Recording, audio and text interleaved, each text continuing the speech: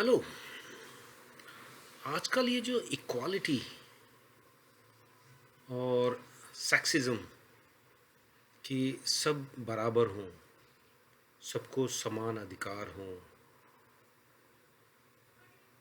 ना कोई छोटा है ना कोई बड़ा है, सबको एक जैसी अपॉर्चुनिटी मिले, सबको एक जैसा वातावरण मिले, पे गैप भी ना हो, चाहे वो मेल फीमेल हो, चाहे वो ब्लैक एंड वाइट हो।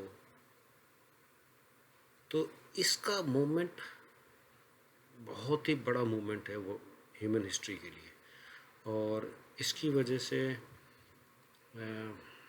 बहुत ही पॉजिटिव ग्रोथ ह्यूमन की हो रही है, हुई है लास्ट 10-20 सालों से, जब से ये मूवमेंट चले हैं। ऐसे तो मूवमेंट्स बहुत सारे आते हैं चले जाते हैं, रीजनल आते हैं, देश के ऊपर आते हैं, इंटरनेशनल लेवल पे आते हैं, पर दिस मूवमेंट जो इक्वालिटी का जो मूवमेंट है, सेक्सिज्म का मूवमेंट है, ये करीब करीब एक जैसा ही है कि ह्यूमन को, इंडिविजुअल को डिफरेंट वे में नहीं देखा जाए, चाहे वो फीमेल हो, मेल हो, गे हो, लेस्बियन हो, वाइट हो, ब्लैक हो, इस कास्ट का हो, इस कम्युनिटी का हो, इस रिलीजन का हो, सब इक्वल नज़र से देखने चाहिए लॉ के हिसाब से। जैसे सन सन इक्वल है सबके लिए, वो किसी के लिए कम या ज़्यादा नहीं है। विंड है, वो सबके लिए इक्वल है। इसी तरह से ह्यूमन चाहता है कि जितने भी अपन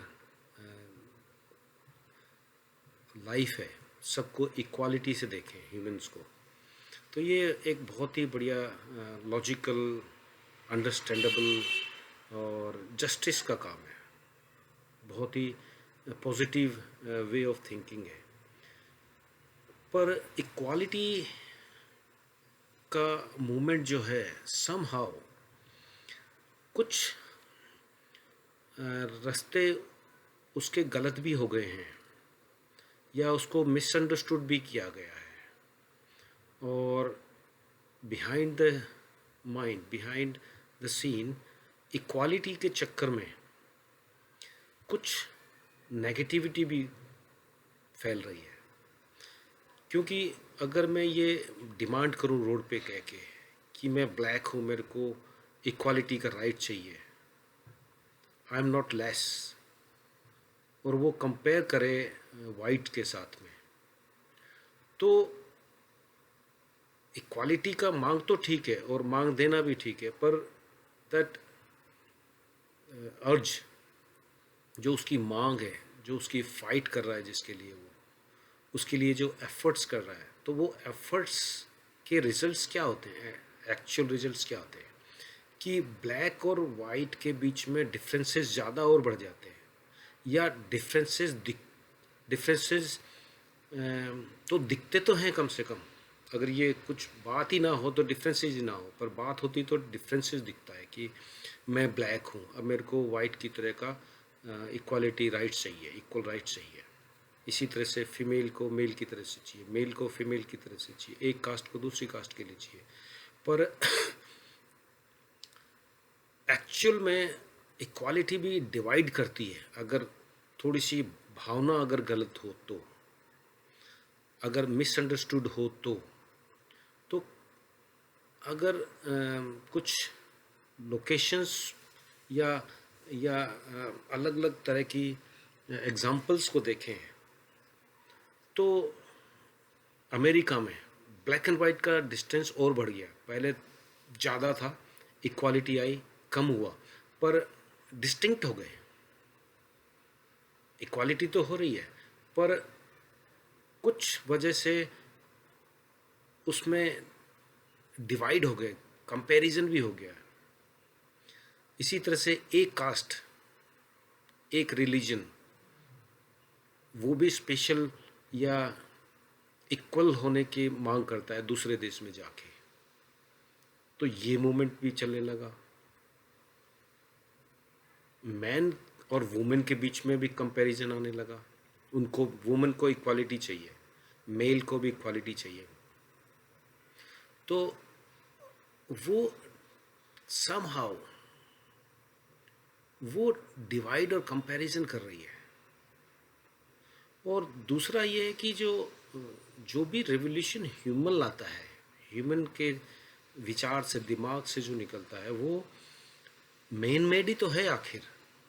और मैन मेड जो कोई भी रेवोल्यूशन है, बहुत सारे रेवोल्यूशन है, मार्क्स का रेवोल्यूशन है, सोशलाइजेशन, सोशलिज्म का था, कैपिटलिज्म का है, जो जो भी मूवमेंट्स हैं, जो भी एक ह्यूमन हिस्ट्री के जो चेंज सिनारियो हुए हैं, पर वो end of the day want वो सदा के लिए नहीं रहे। क्योंकि जो भी रूल बनते हैं, जो भी लॉ बनता है, जो भी कॉन्स्टिट्यूट बनता है, वो कुछ परिस्थितियों की वजह से बनता है। और जब वो परिस्थितियाँ या वो लॉ या जो रूल है, उसके उसके जो मैन मेड, क्योंकि नेचुरल नहीं है तो वो 100% ट्रुथ तो है नहीं, तो उसका जोड़ तोड़ होगा ही, उसमें से कुछ बैड, कुछ नेगेटिविटी भी होगी ही, क्योंकि वो नेचुरल नहीं है। तभी तो जो भी रूल बनते हैं, जो भी लॉ बनता है कहीं पे भी, वो हमेशा चेंज होता रहता है ओवर द टाइम। जो 10 साल पहले जो कॉन्स्टिट्यूट था, जब 10 साल पहले जो मॉरलिटी थी, 10 साल पहले जो लॉ था, जो एटिकेट्स थे, अब वो डिफरेंट हो गए और अब उसमें चेंजेस की रिक्वायरमेंट हो गई। तो इसी तरह से जो भी मूवमेंट्स हैं, उसमें से जो बैड है वो भी निकलता है और वाइट भी निकलता है, राइट भी निकलता है। तो ह्यूमन जो बनाएगा उसमें परफेक्शन नहीं हो सकता कोई भी रूल। एक ऐसा कोई भी रूल बताओ जो 100 साल पहले भी था और आज भी है, या इस लोकेशन, इस देश, इस कास्ट के लिए है, वो वर्ल्ड वाइड सेम है। कोई भी मोरालिटी, कोई भी रूल, कोई भी लॉ, कोई भी मूवमेंट एज इट इज़ रह ही नहीं पाता है। तो इसका ये मतलब है कि जो भी मूवमेंट है, जो भी लॉ है, रूल है, वो पूर्ण नहीं है। मैं इसलिए कहना चाहता हूँ ये कि इक्वालिटी की वजह से क्या हो रहा है, इक्वालिटी की वजह से मेनली जो वुमन इक्वालिटी जो कहती है, या जो वाइट और ब्लैक की जो इक्वालिटी कहती है, तो एक कैटेगरी ने अपने आप को कुछ कम मान लिया, वीक मान लिया। तो अपने आप को कैसे वीक मान लिया, अपने आप को कैसे कम मान लिया, ये भी तो मिसअंडरस्टूड हो गया। अंदर एक भावना जनरेट हो गई, एक विचार ऐसा लगने लगा कि मैं उससे कम नहीं हूँ, मेरे को भी बराबर सर्विस मिले, मेरे को भी बराबर अपॉर्चुनिटीज़ मिले। पर मैं कम हूँ, ये भाव क्यों आया? कम हूँ ही नहीं, एक्चुअल में तो कम नहीं हूँ। ना मेल कम है, ना फीमेल कम है, ना वाइट कम है, ना ब्लैक कम है। किसने कह दिया कोई कम है, या कोई किसने कह दिया कि वो ज़्यादा है? किसने कह दिया कि वो वीक है या सुपीरियर है? पर ये जो मूवमेंट है, इसकी वजह से ये भावना जनरेट हो गई, हो रही होगी भी। और अगर मेल फीमेल के संदर्भ में अगर मैं इसको देखूं, तो फीमेल जो है को कमज़ोर माना है और मेनली मेल ने माना है। क्योंकि मेल क्या है? मेल एक मसल मैन है, फिजिकल उसका जो बिल्ड है वो स्ट्रांग है और वो आउटवर्डली है। तो जो भी डेवलपमेंट, रिसर्च, एक्सपेरिमेंट, चांद पे जाना, मून पे जाना, अमेरिका को खोजना, एवरेस्ट पे चढ़ना, वो सब जो मेजॉरिटी ऑफ जो जो फिज़िकल काम है, जो जिससे फिज़िकल स्ट्रांगनेस दिखती है, तो फिज़िकल स्ट्रांगनेस को स्ट्रांगनेस मान लिया। तो मैन ने अपनी फिज़िकल स्ट्रेंथ की वजह से अपने आप को सुपीरियर मान लिया, चांस की बात है। पर उनने मान लिया कि वुमन उनसे कमज़ोर है, दैट इज़ एक्सेप्टेबल, कि वो एक्सेप्टेबल है, कि मेल ने मान लिया, तो वो अपन कुछ अंडरस्टूड तो कर सकते हैं कि हाँ ठीक है, मेल ने मान लिया, तो वो तो कंफ्यूज हो सकते हैं।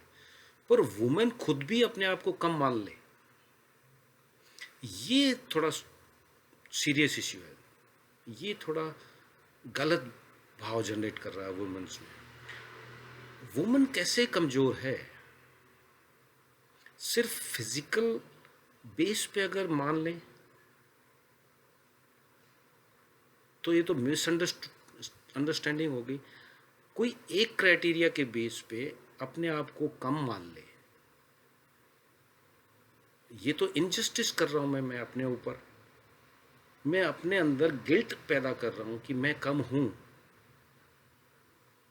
तो ये तो बहुत ही सीरियस इश्यू हो गया, जो मेरे अंदर ग्लानि लाएगा, मेरे अंदर कंपैरिजन का भाव लाएगा, मेरे अंदर फाइट का भाव लाएगा, मेरे अंदर डिप्रेशन लाएगा कि मैं जब तक ये ना हो जाऊं, जब तक मेरे को ये ना मिल जाए, मैं ऐसा ना हो जाऊं, तब तक मैं तो कुछ नहीं हूं।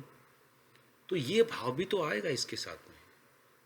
तो इन सब कारणों की वजह से इक्वालिटी का जो भाव जो जो जो गलत रास्ते चल पड़ा है, उसको मैं एड्रेस करना चाहता हूं यहाँ, कि वो अब किस में परिवर्तन होना चाहिए। क्योंकि अगर अपने बच्चों को अपन ने ये पढ़ाना चालू कर दिया कि बेटा तू तो कुछ नहीं है, तू जब ये बनेगा तब तू कुछ है, तो अपन ने अपने बच्चे को ही गिल्ट में डाल दिया कि तू कोई मायने नहीं रखता है। और जो स्पिरिचुअल गुरुज हैं, बुद्धाज हैं, या और जो साइकोलॉजिस्ट हैं, मानसिक चिकित्सक हैं, वो क्या बोलते हैं कि हर जना यूनिक है। आप अपने नेचर को समझो, आप अपनी हॉबी को समझो कि तुमको क्या बनना है, तुमको क्या करना है।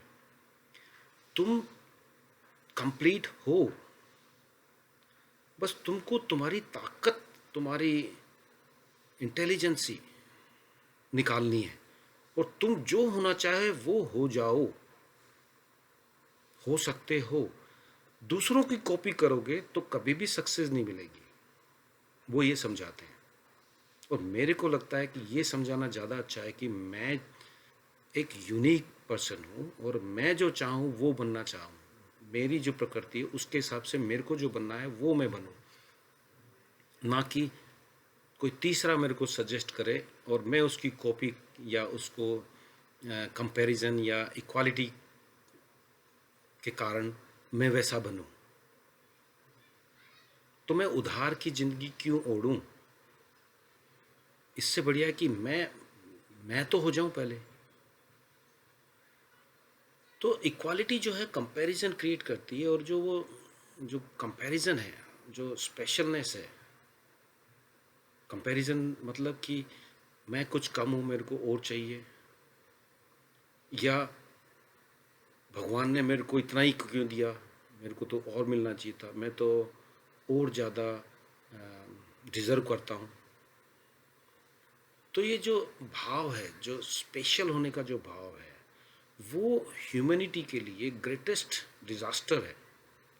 वो क्लाइमेटीज़ है, वो क्राइम करवाएगा। क्योंकि वो जो स्पेशल होने का जो भाव है, जो दूसरा होने का जो भाव है, कंपैरिजन का जो भाव है, वो क्या है? वो एम्बिशियस भाव है, जेलेसी है, उसमें कॉन्फ्लिक्ट्स है। और एम्बिशियस माइंड अगर इस तरह से हो जाए कि मैं दूसरों की बराबरी करूं, तो वो क्रूअल भी हो जाता है। और जो इस तरह का जो स्पेशल अपने आप को समझने लगे या डिमांड में जिए, तो वो फाइट करेगा। तो जो एम्बिशियस माइंड जो है, वो क्रश करके किसी को डिस्ट्रॉय करके जॉय पाएगा कि देखो मैंने दिखा दिया मैं भी कुछ हूं।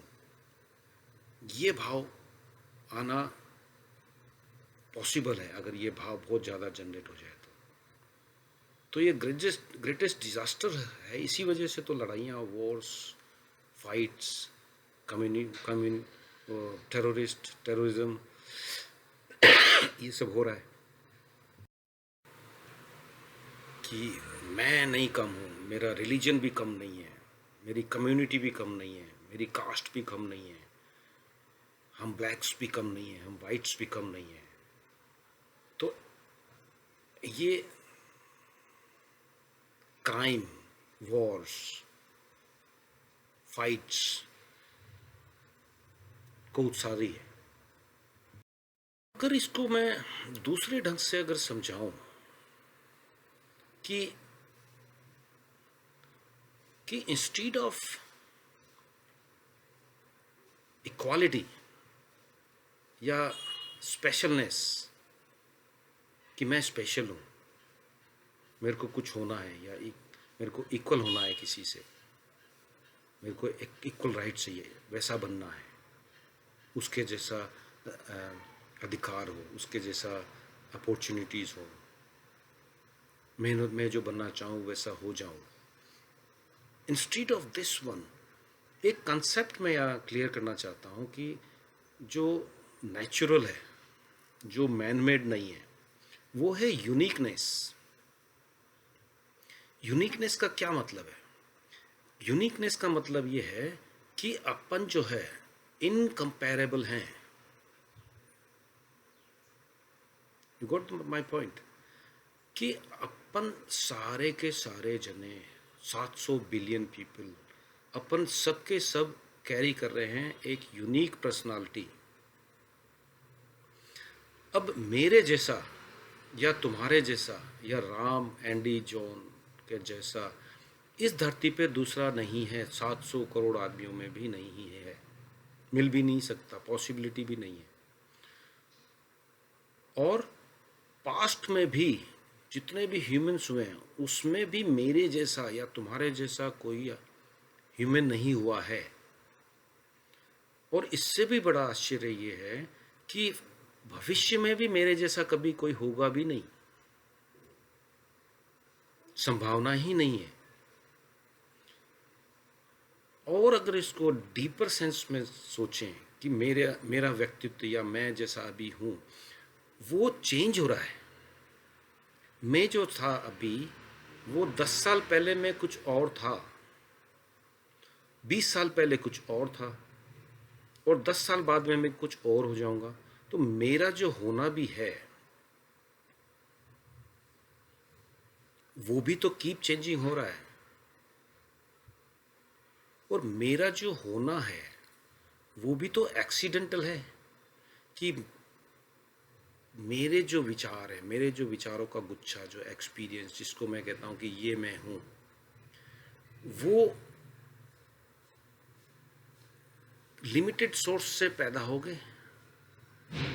तो मेरे विचार और आपके विचार, एंडी के विचार, जॉन के विचार, राम के विचार, सबके विचार डिफरेंट है, सबके विचारों के गुच्छे डिफरेंट है, इसीलिए अपन यूनिक हैं।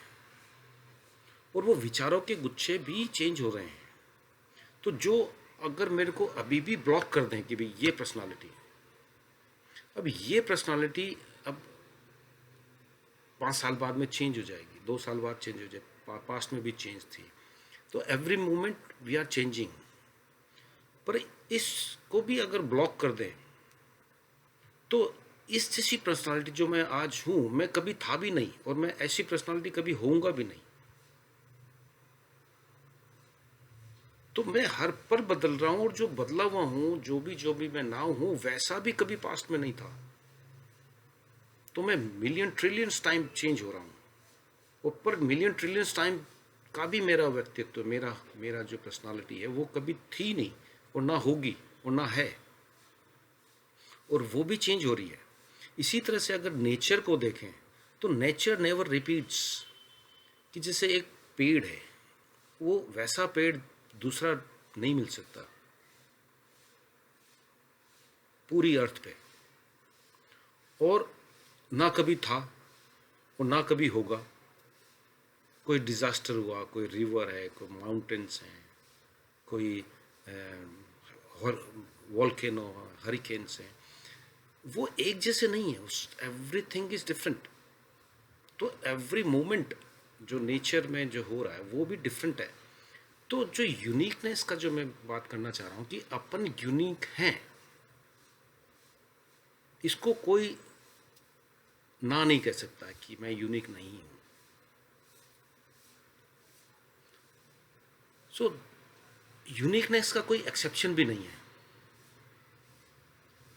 यूनिकनेस इज गुड, कि अपन यूनिक हैं, फिजिकली भी, मेंटली भी, और अपने को या और किसी को भी होना जो है, ना तो ह्यूमन, ना कोई लाइफ और ना कोई नेचर, वो कभी रिपीट होता ही नहीं है। अगर अगर रिपीट होता, समझो कि बहुत सारे जने एक जैसे होते या एक ही चीज बार बार आती, तो ये वर्ल्ड कितना बोरिंग होता, डल होता, क्या एक्साइटमेंट होता। कि अपने को थैंकफुल होना चाहिए कि अपन यूनिक हैं, वर्ल्ड यूनिक है, मोमेंट यूनिक है, तभी तो एक्साइटमेंट है। तो अपने को अपनी यूनिकनेस को एक्सेप्ट कर लेना चाहिए, करना है, और उसकी रेस्पेक्ट करनी चाहिए कि मैं यूनिक हूं। तो अगर मैं यूनिक हूं तो अगला भी यूनिक है। जब मैं अपने आप को समझ गया कि मैं तो यूनिक हूं, इनकम्पेरेबल हूं, तो दूसरा भी यूनिक है, इनकम्पेरेबल है। तो अगर इनकम्पेरेबल है तो मैं उसके जैसा हो भी नहीं सकता, वो मेरे जैसा हो भी नहीं सकता। तो वो तो तो मेरे को उसके जैसा होने की रिक्वायरमेंट भी नहीं है। अगर ये क्लियर है तो अगर ऐसा है तो मेरे को जेलिसी भी नहीं है, कोई हेट भी नहीं है, मेरे को बदलने की भावना भी नहीं है, मेरे को गिल्ट भी नहीं है कि मैं उसके जैसा नहीं हूँ। उसकी भी रेस्पेक्ट है, मैं मेरी भी रेस्पेक्ट कर रहा हूँ, क्योंकि मैं जानता हूँ कि मैं भी यूनिक, वो भी यूनिक। तो यूनिकनेस जो नेचुरल है, इक्वालिटी से बढ़िया है। अगर इसको अगर रियली में इन डेप्थ अगर अंडरस्टूड कर लिया जाए, तो अब everywhere everybody will respect each other. क्योंकि ये मूवमेंट जो है, इक्वालिटी का मूवमेंट है, वो अपने आप को फ्री कर देता है कि मैं भी फ्री हूं। अब मेरे को कुछ होना नहीं है दूसरा, और दूसरे को भी प्रेशर नहीं डालना है कि वो कुछ और हो जाए। तो मैं अपने आप में फ्री हो गया, मैं अपने आप में अब इस तरह से जीऊंगा कि मेरे को मेरा होना ही पर्याप्त है, तो मैं दूसरों को भी फ्रीडम दूंगा। तो जो यूनिकनेस है वो फ्रीडम का मोमेंट लाएगी। तो इस मोमेंट का नाम ही फ्रीडम या uniqueness, freedom moment, to be free होना चाहिए मेरे हिसाब से। क्योंकि ओवर द टाइम मोमेंट्स के कंसेप्ट, मोमेंट्स का अप एंड डाउन, मोमेंट्स के ड्रॉबैक्स या मोमेंट्स के जो मैन मेड है रूल्स, वो चेंजेस होते ही हैं। हो सकता है ये जो यूनिकनेस और फ्रीडम भी है उसमें भी कुछ बैड एलिमेंट्स जनरेट हो जाएं बाद में। पर अब सो फार मेरे को लगता है कि uniqueness is natural, freedom is natural, जो सबको चाहिए। और स्पेशलनेस जो है वो तो पॉलिटिकल है, डिप्लोमेटिक है। अगर कोई इस भाव से जीता है, स्पेशलनेस से, तो वो या तो कम समझेगा अपने आप को या ज़्यादा समझेगा, हायर समझेगा या तो लोअर समझेगा, कोई सुपीरियर समझेगा और कोई कोई कोई गिल्ट में होगा। तो जो स्पेशलनेस है, वो कंपैरिजन, वो एक तरह का डिजास्टर है। तो यूनिकनेस को एक्सेप्ट करो और स्पेशलनेस को या इक्वालिटी को, इक्वालिटी गुड है, उसके जो गुड वैल्यूज़ हैं उसको नहीं छोड़ना है, पर नया मोमेंट भी तो आना चाहिए, नया कंसेप्ट भी तो आना चाहिए। तो अपने अपन को अपने ओपननेस रहनी चाहिए, एक्सेप्टेबिलिटी रहनी चाहिए। इसी तरह से अगर इस टॉपिक पे मैं एक और बात छेड़ना चाहता हूँ कि सेक्सिज्म भी बहुत ज़्यादा प्रभाव कर रहा है अपनी ह्यूमैनिटी को, कि मेल फीमेल, फीमेल अपने आप को कम मानती है, मेल अपने आप को स्ट्रॉन्गर मानता है, पर नेचुरली गुड और बैड कुछ होता ही नहीं है, रॉन्ग और राइट कुछ होता ही नहीं है, कम ज़्यादा कुछ होता ही नहीं है, दिन रात बराबर हैं। तो तो क्या कंपैरिजन, क्यों कोई कम ज़्यादा हो? ये नेचुरली नहीं है, पर इन मोमेंट्स की वजह से, इन भावनाओं की वजह से ये ये मिसगाइडेड भी हो रहे हैं कि मेल फीमेल की तरह लगे तो वो अजीब सी हरकतें करता है, फीमेल को मेल होना है तो वो भी मेल की बराबरी करने कुछ अजीब सी हरकतें करते हैं। ये क्यों? और अगर नेचर ने अपने को डिस्टिंक्ट बनाया है कि मेल नेचर ये है, फीमेल नेचर ये है, तो अपने को नेचर की रेस्पेक्ट भी तो करनी चाहिए। अपने यूनिकनेस होने की, अपनी अंदर की जो नेचर है, प्रकृति है, मेरा स्वभाव है, उसका मैं डिसरेस्पेक्ट कर रहा हूँ अगर मैं मेरे को कम मान के दूसरा जैसा होने की कोशिश करूँ तो अगर इसको डिस्टिंक्ट में थोड़ा सा समझाऊँ, मैं भी थोड़ा कंट्रोवर्शियल होगा ये बातें, पर मेल डिफरेंट है, फीमेल डिफरेंट है,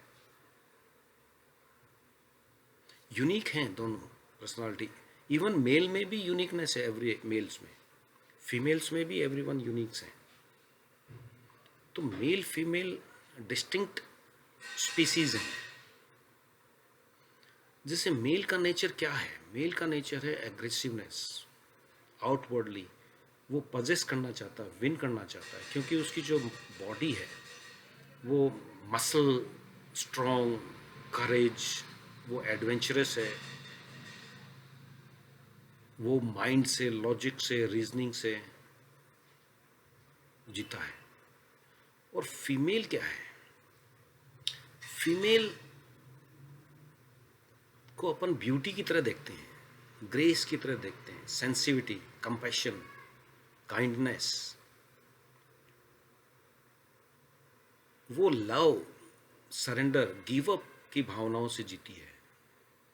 उसको रिवेंज, एडवेंचर, करेज, पजेस करना, विन करना, ये उसके नेचर में कम है।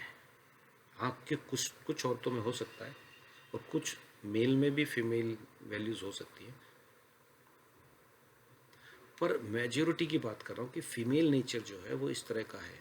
जैसे मेल जो है के पास वुम नहीं है, तो वो रिसेप्टिव कम है, नेचर ने उसको रिसेप्टिव कम बनाया है। पर वुमेन जब एग लेती है, कंसीव होती है, तो वो इतनी रिसेप्टिव होती है कि उसको वो अपना पार्ट बना लेती है। अब वो फॉरेनर नहीं रहा, अब वो जो जो वुम लिया है उसने, अब वो विदेशी नहीं है, वो अब उसका पार्ट बन जाता है। तो वो इतनी रिसेप्टिव है, और फिर उसको वो ग्रो करती है, वो अपना पूरा का पूरा लाइफ उस पर लगा देती है, एक चाइल्ड को ग्रो करके बर्थ दे देती है। और अगर कंट्रोवर्शियल टॉपिक है, मैं अगर इसको सेक्स से भी जोड़ूं कि जो मेल नेचर का सेक्स, मेल का जो सेक्स नेचर है वो फीमेल के सेक्स नेचर से भी डिफरेंट है।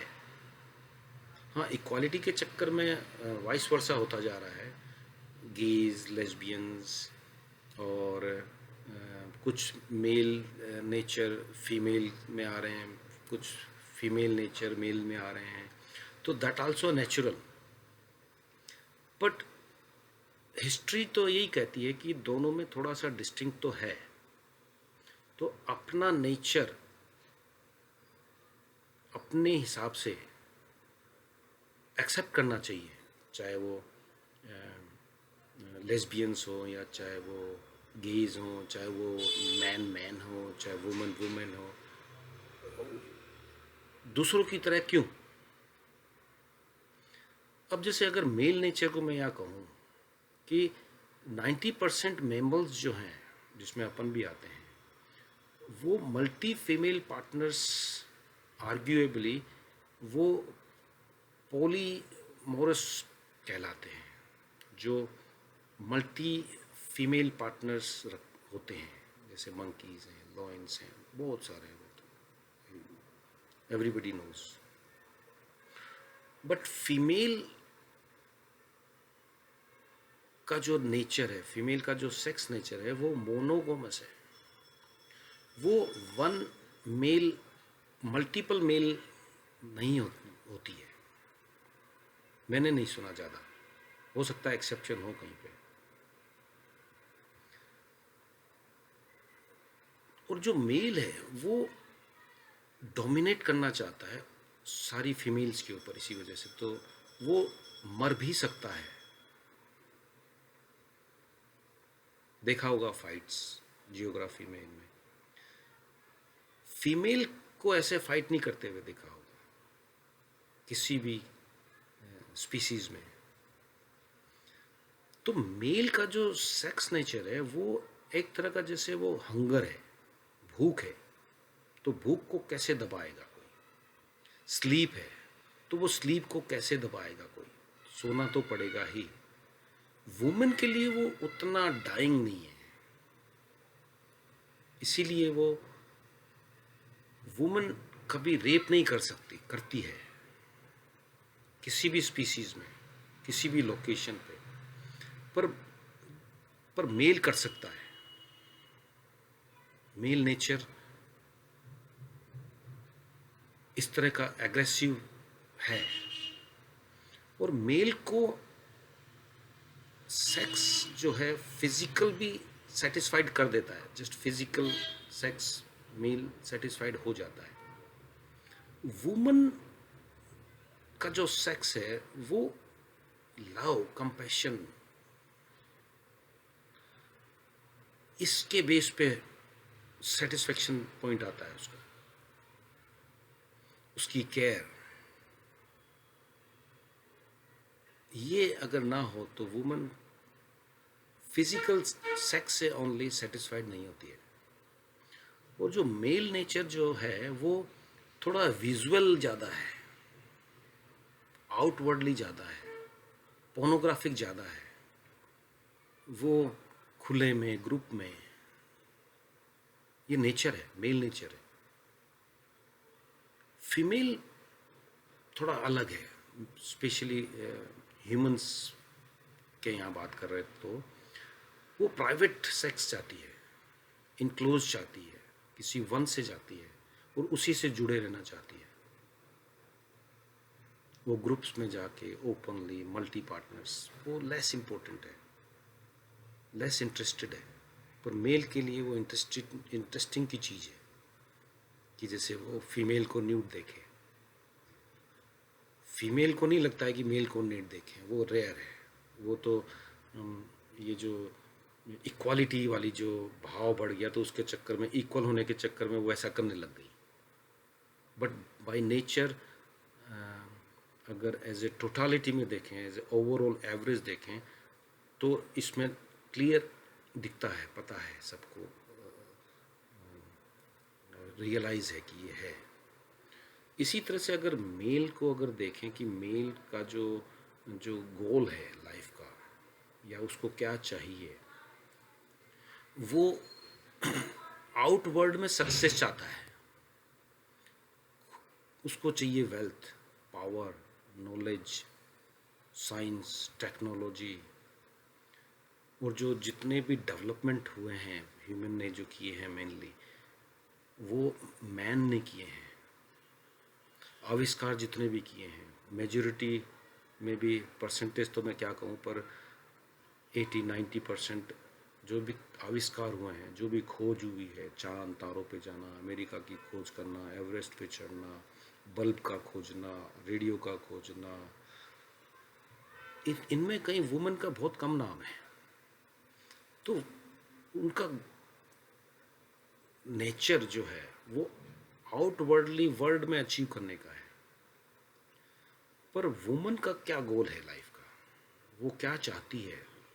वो चाहती है कि उसकी लव, फैमिली, केयर हो, और जब वो माँ बन जाती है तो उसका जो क्रिएशन है, माँ बनने का जो सेटिस्फेक्शन है कि उसने पूरा का पूरा ह्यूमन वापस बना दिया, तो उसका जो अचीवमेंट है, जो उसका सेटिस्फेक्शन पॉइंट है, वो इतना फुलफिल कर देता है उसको कि उसके अलावा उसको जो वर्ल्डली अचीवमेंट्स हैं उसको लेस इम्पोर्टेंट लगने लग जाते हैं, लेस इम्पोर्टेंट होते भी हैं।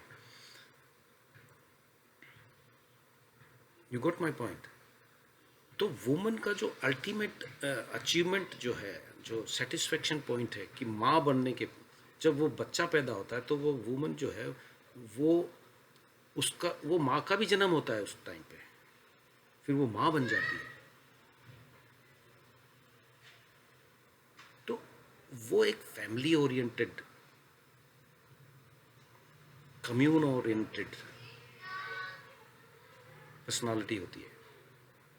और अगर इसको अगर प्रोफेशन वाइज भी देखें तो कुछ प्रोफेशन अपन डिस्टिंक्ट कर सकते हैं, पर मेजोरिटी वाले तो दोनों कर सकते हैं। पर अगर जैसे इक्वालिटी के चक्कर में एक दूसरे के में जंप करें नेचर से, तो थोड़ा सा अजीब सा भी लगता है कि जैसे आर्मी फाइट, अगर वुमन का नेचर कहता है कि वो तो care, beauty, sensitivity, compassion, kindness उसका नेचर है, तो अगर उसको कह दिया जाए कि तू यहाँ पे बंदूक लेके खड़ी हो जा और जो भी सामने आया उसको मार दे, इन द नेम ऑफ धर्म के नाम पे, ज़मीन के नाम पे, कास्ट के नाम पे, कोई भी कारण से तू बस यहाँ पे आ, जो मिले उसको मार दे।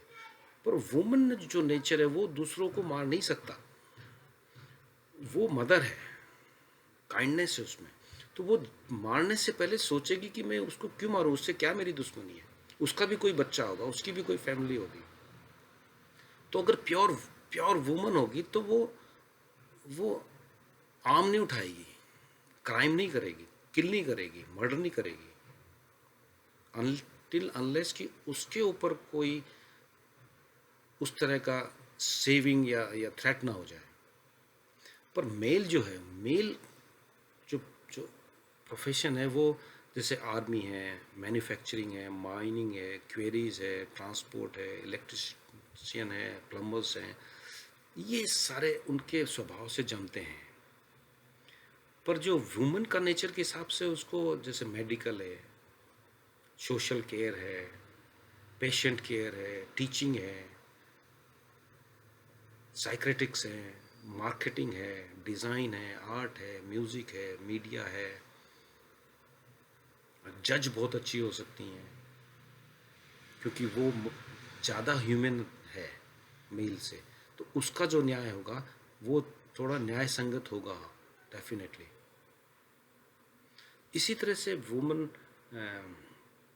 के गेम्स भी अलग अलग हैं, अगर डिस्टिंक्ट देखें तो इंटरेस्टिंग क्या है वुमन के लिए, मेल के लिए क्या है, तो उसमें भी जो एग्रेसिव फाइट, एक्शन, रेस, ये वुमन के नेचर से कम जमते हैं।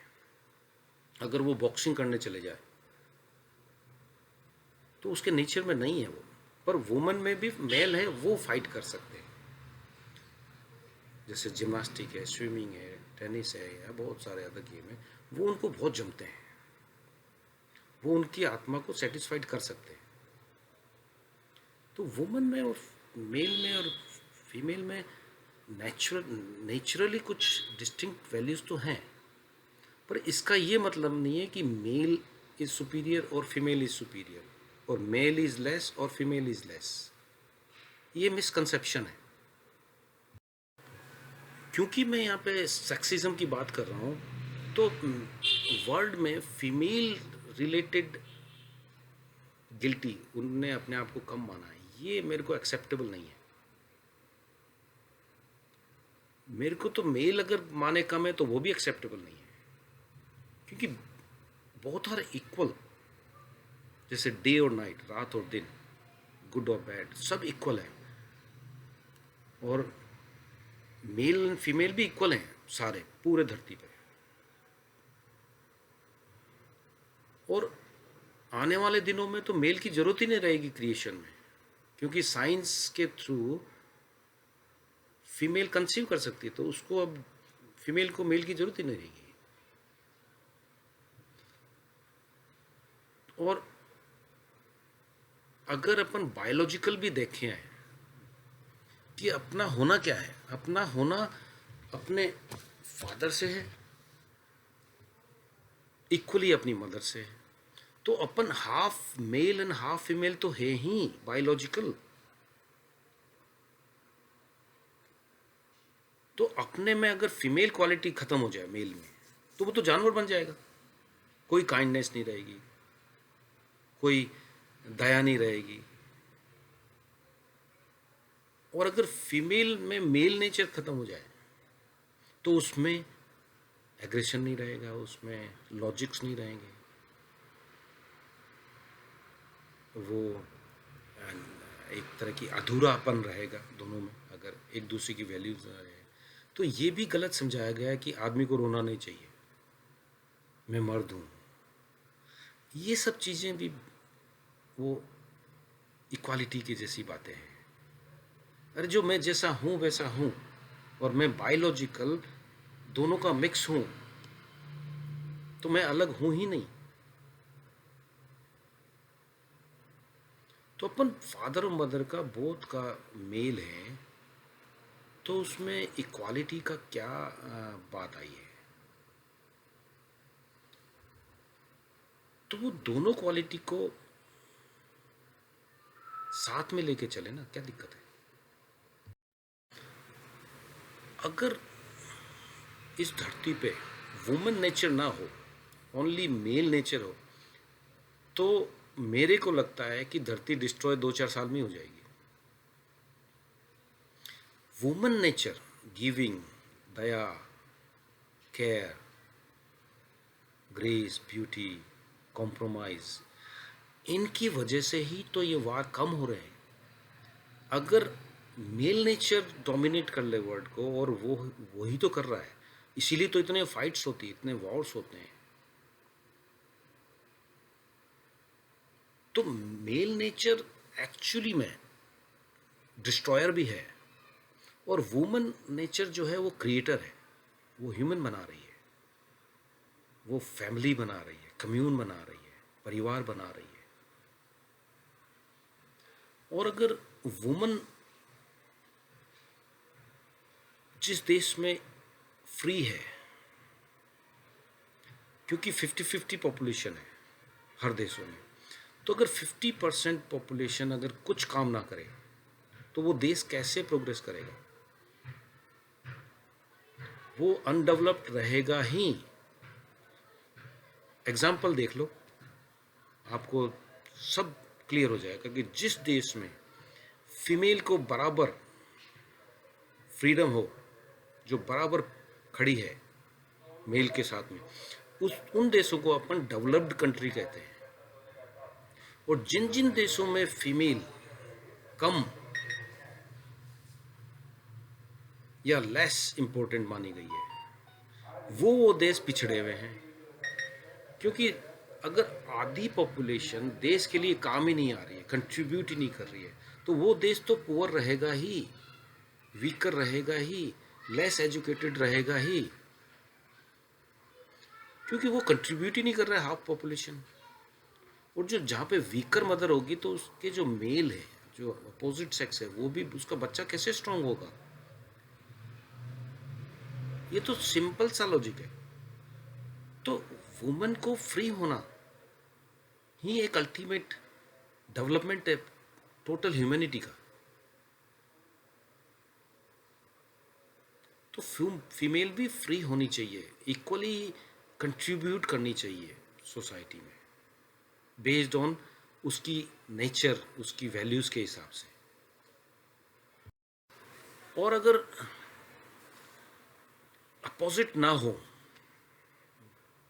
दिन हो और रात ना हो, गुड हो और बैड ना हो, तो ये धरती कैसी लगेगी? मेल हो फीमेल ना हो, या फीमेल हो और मेल ना हो, तो जो लॉ ऑफ मैग्नेट, जो आकर्षित करने का, अट्रैक्शन का जो है, वो खत्म ही हो जाएगा।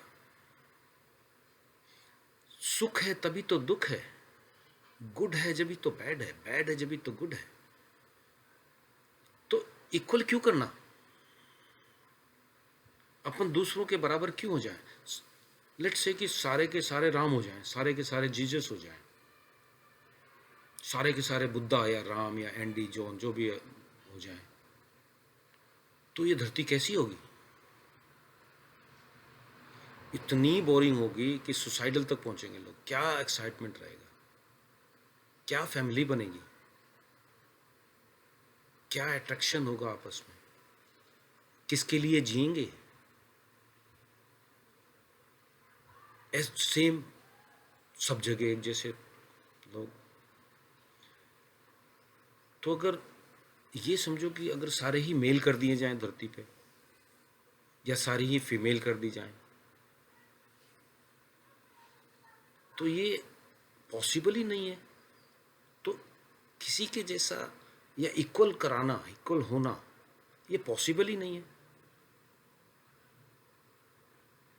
तो जितने भी अपने जो गॉड्स या जो गुरुज हैं, जो स्पिरिचुअल पीपल हैं, वो क्या सिखाते हैं कि जो तुम हो वैसा का वैसा रहो, तुम दूसरा बनने की कोशिश ना करो। दूसरों की कॉपी करने की भावना ही गिल्ट है, अपने आप को छोटा दिखाना है। और कोई दूसरा बन भी नहीं सकता, इवन कि गॉड भी दूसरा नहीं बना सकता। कि जैसे जीसस हैं या बुद्धा हैं, कृष्णा है, ये तो गॉड हैं। उनने शिक्षा ही दी, पर प्रकृति ने उनको भी, भगवान जिसको अपन बोलते हैं, जीसस जिसको बोलते हैं, बुद्धा जिसको बोलते हैं, कृष्णा जिसको बोलते हैं, वो भी दूसरा बुद्धा नहीं बना पाए। नहीं तो सारे धरती पे बुद्धा ही बना देते, जीसस सबको जीसस बना जाते। पर ये प्रैक्टिकल ही नहीं है, इक्वालिटी प्रैक्टिकल नहीं है। फ्रीडम जो प्रैक्टिकल है वो यूनिकनेस से आती है। इक्वालिटी को रिजेक्ट करें तब, कंपैरिजन को रिजेक्ट करें तब। अगर ये होगा कि अपन रिजेक्ट कर दें जिससे कंपैरिजन आए, तभी तो अपन लिबरेट होंगे। अपन भी लिबरेट होंगे, वुमेन भी लिबरेट होगी, मेल भी लिबरेट होगा। तो फ्रीडम ही एक एकमात्र चॉइस है अपने पास। तो अपने पास यूनिक क्वालिटी है, तो अपने को एक जैसा होने की जरूरत क्या है? और अगर अपोजिट्स ना हो, तो मेरा तो ये मानना है कि फीमेल स्पीसीज या फीमेल वैल्यूज या मेल स्पीसीज या मेल नेचर को प्रिजर्व करना चाहिए, उसको सपोर्ट करना चाहिए कि वो अपनी प्योरिटी ना खो दे। जो जैसा है उसको अपन सेव करें, उसकी क्वालिटी को समझें। तो ये बहुत बड़ी टॉक हो गई है, और शायद कंट्रोवर्शियल भी हो कहीं किसी पॉइंट पे। और मेरा व्यू मैंने अपने आप में रखा है, पर ऐसा नहीं है कि जैसा जो मैं कह रहा हूँ कि मैं अब जड़ बुद्धि हूँ और मैं वो ही सोचूंगा, वैसा ही रहूँगा। मैं बदलाव पे, डायनेमिक माइंड पे विश्वास रखता हूँ कि मैं जो आज हूँ मैं कल नहीं रहूँगा। तो एक्सेप्टेबिलिटी कि हो सकता है कि ये मेरी जो सोच है वो टाइम बीइंग है, परिस्थितियाँ की वजह से है। तो मैं ओपन हूँ कि अगर इसमें से कुछ भी क्वेश्चन या कुछ भी डाउट या कुछ भी नेगेटिविटी आपको लगती है कि मैंने गलत कहा, तो प्लीज़ कमेंट करना। मेरे को बहुत इंटरेस्टिंग टॉपिक लगता है ये, और शेयर करना ये मैं यूट्यूब में मेरे फ़ोन नंबर्स भी डाल रहा हूँ, तो व्हाट्सअप करिएगा मेरे को। और अगर टॉक अच्छी लगे तो सब्सक्राइब करना, लाइक करना, शेयर करना लोगों से। Thank you, bye.